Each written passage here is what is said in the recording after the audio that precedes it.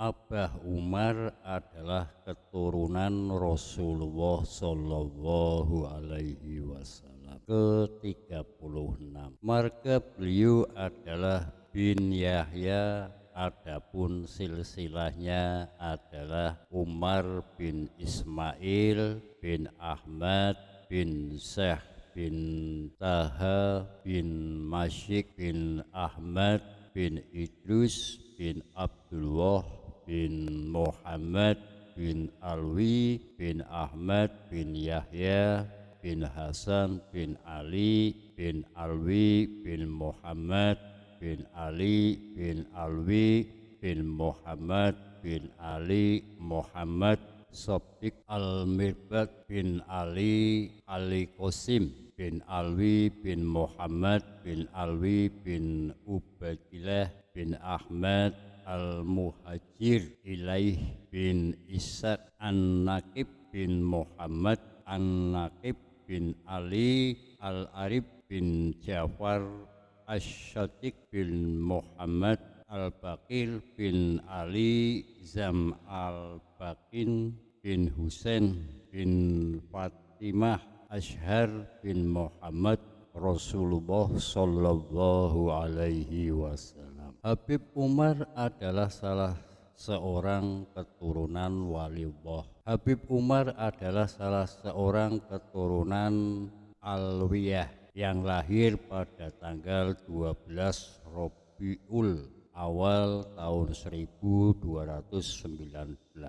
Hijriah, bertepatan dengan tanggal 22 Juni 1888 Masehi di Arjawinangun, Cirebon, lebih kurang 25 km arah barat laut kota Cirebon. Ayahnya adalah seorang dai asal Ad-Rotum yang menyebarkan Islam di Nusantara, yang bernama Al-Habib Syafir Ismail bin Yahya, sedangkan ibunya adalah Siti Sunniyah binti Haji Syahid asli Arjawinangun. Diceritakan sewaktu beliau lahir, sekujur tubuhnya penuh dengan tulisan Arab, sehingga sang ayah Syafir Ismail merasakan khawatir akan terjadi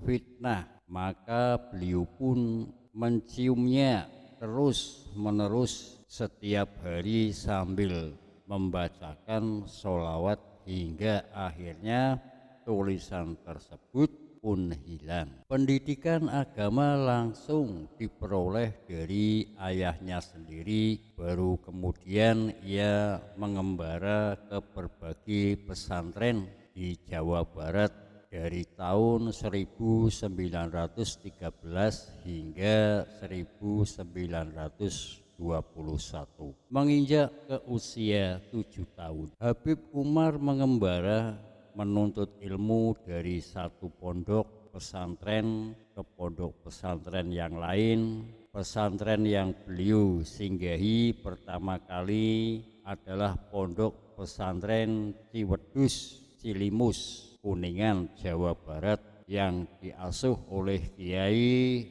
Ahmad Saubar. Sebelum Abah Umar berangkat sementara ke Ciwedus, Kiai Ahmad Saubar sebagai pengasuh pesantren Ciwedus mengumumkan kepada para santrinya bahwa pesantrennya akan kedatangan Habib Agung, sehingga para santri diperintahkan untuk kerja bakti membersihkan lingkungan pesantren sebagai penyambut salam datang dari Habib yang sebentar lagi tiba. Kita juga berpesan agar Habib dihormati dan dimuliakan dan jangan dipersalahkan, hingga pada waktu yang ditunggu datanglah Al-Habib Abah Umar ke pesantren Ciwedus dalam usia yang ke-7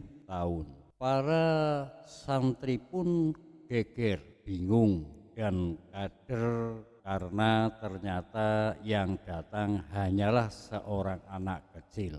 Diceritakan bahwa Abah Umar di Ciwedus selalu hadir dalam pengajian yang disampaikan oleh Kiai Ahmad Saubar, baik dalam pengajian kitab kuning maupun tausiah. Namun di sana Abah Umar hanya tidur-tiduran, bahkan pulas di samping kiai, sehingga para santri pun mencibir dan mencomoh Abah Umar, menunjukkan kewaringan dengan mengingatkan Kiai Ahmad Saubar ketika dalam membaca kitabnya ada kesalahan.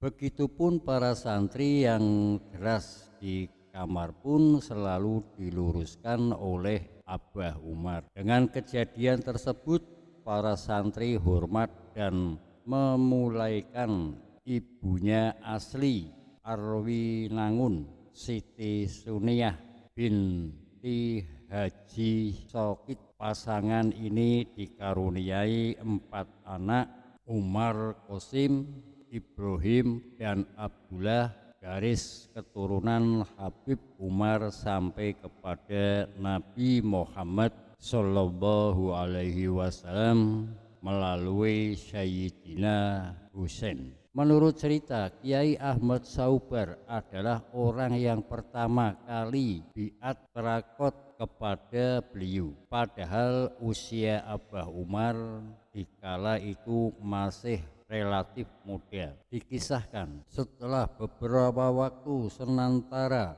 di Ciwedus, Kiai Ahmad Saubar memohon kepada Abah Umar untuk diajarkan ilmu syahadat sesuai dengan pesan dari gurunya Mbah Kholil Bangkalan Madura. Akhirnya Kiai Ahmad Saubar yang di dalamnya hadir Kiai Soleh Bondan Indramayu sebagai santri dewasa yang ikut biat syahadat di Ciwedus. Beliau bertemu dengan Kiai Abdul Halim, seorang kiai muda dari Majalengka, Jawa Barat, yang juga pernah menjadi murid Kiai Ahmad Saubar. 2 tahun kemudian beliau pindah ke pondok pesantren Bobos Palimanan Cirebon yang dipimpin oleh Kiai Sujak.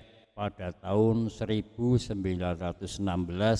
beliau pindah lagi ke pondok pesantren Buntet Astan Japura Cirebon, Jawa Barat, yang diasuh oleh Kiai Abbas. Dia di Buntet Abah Umar bertingkahnya sama seperti waktu di Ciwedus, tidak mengaji, hanya bermain-main di bawah maja kiai yang sedang mengajar ngaji. Sesekali apabila kiainya ada kesalahan, maka dikumpulkan meja kiai tersebut dari bawah meja, sehingga kiai sadar bahwa yang diajarkan adalah yang salah. Tidak berselang lama, kiai pun meminta untuk diajarkan syahadat. Kemudian setelah 1 tahun di sana,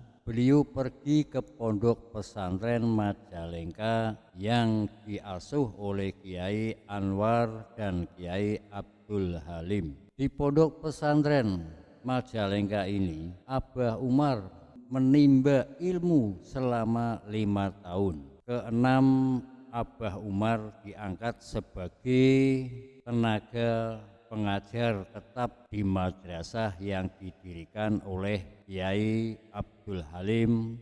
Di sini beliau seringkali terlibat dalam diskusi dengan para tokoh di pesantren maupun para tokoh yang berada di Perserikatan Ulama, sehingga nama beliau cepat terkenal. Pada tahun 1923 Habib Umar pulang ke kampung halaman, menyaksikan masyarakat kampung Arjawinangun, Cirebon, tanah kelahiran tenggelam dalam kebiasaan berjudi dan berbuat dosa besar lainnya. Habib Umar merasa terpanggil untuk memperbaikinya. Dalam sebuah mimpi ia bertemu Syarif Hidayatullah alias Sunan Gunung Jati yang memberinya serta untuk niat baik tersebut. Selain itu, Syarif Hidayatullah juga mengajarkan hakikat kalimat syahadat kepadanya. Maka setiap malam Jumat Habib Umar pun menggelar pengajian di rumahnya. Dari sinilah beliau memulai berdakwah dan membangun masyarakat baik dalam bidang sosial, material, keagamaan maupun spiritual. Abah Umar menghimpun sebuah pengajian di Pengurangan yang dikenal dengan sebutan pengajian Ahmad Umar, atau dalam wacana para santrinya lebih dikenal dengan sebutan buku syahadat atau ngaji syahadat. Sebab beliau menyampaikan hakikat syahadat. Dari Syarif Hidayatullah, ngaji syahadatnya Abah Umar pun terdengar ke seluruh pelosok negeri, bahkan sampai ke Malaysia, sehingga banyak orang yang datang untuk mencari selamat dunia akhirat dengan ibah dan baiat kepada Abu Umar, karena di saat itu sebuah banyak yang menunggu pembukaan syahadat tersebut. Mereka yang menunggu adalah orang-orang yang mendapat pesan dari para guru dan orang tua yang makrifat. Dengan demikian, dalam waktu yang singkat semakin ramailah pengajian Abah Umar tersebut, baik itu yang lokal maupun yang mukim. Setiap malam Jumat Pengurangan dihadiri oleh para jamaah yang ingin mengaji syahadat. Bahkan menurut berita dari orang tua dulu, ketika Belanda melawan Pengurangan, mereka berkumandang Maulana yang Maulana. Dengan kehadirannya terpengaruh oleh karomahnya Abah Umar. Pada tahun 1947 Abah Umar membentuk pengajian menjadi sebuah nama organisasi syahadatan dengan mendapatkan izin dari Presiden Soekarno, karena dia saat itu setiap perkumpulan dengan banyak orang tanpa adanya organisasi yang jelas, maka dapat dikategorikan sebagai usaha pemberontakan dan dapat mengganggu ketahanan nasional. Setelah itu Asyhadatain semakin besar dan ramai, yang para jamaahnya menyebar sampai mancanegara. Kiranya cukup sekian dulu. Wassalamualaikum warahmatullahi wabarakatuh.